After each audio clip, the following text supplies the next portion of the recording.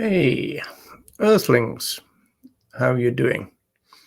So I've just written a short piece, very short piece, for a political party in Ireland. So it's about cultural speciesism. So I thought I might share it with you. This is a kind of first draft, if you like. So what do you think of this? So cultural speciesism then. Many writers correctly suggest that speciesism and other forms of oppression, such as racism and sexism, are comparable. However, the deepest understanding of any isms is to regard them as ideologies, as most sociologists do.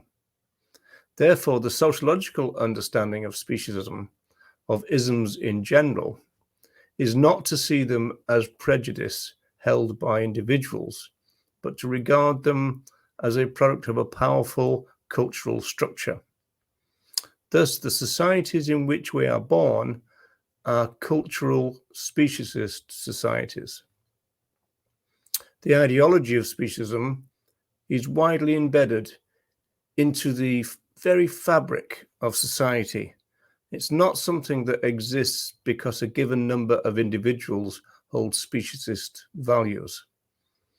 David Nibert, the author of Animal Rights, Human Rights, Entanglements of Oppression and Liberation, writes that, quote, an ideology is a set of socially shared beliefs that legitimates an existing or desired social order, unquote.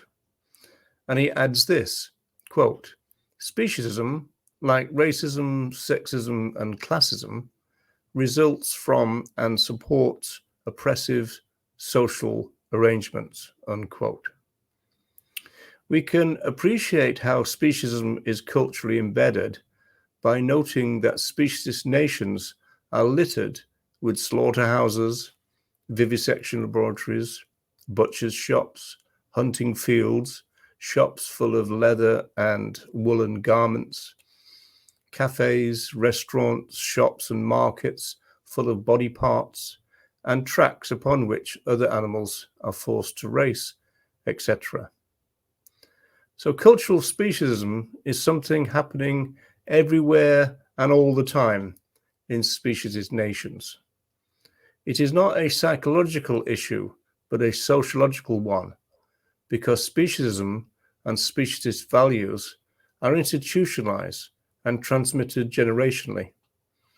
The ideology of speciesism is, not surprisingly, firmly reflected in law.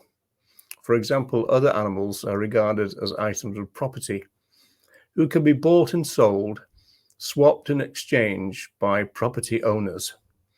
So a fundamental change in speciesist law, therefore, requires prior cultural change, or else it cannot happen. So as I said, quite short, but what do you think is the question?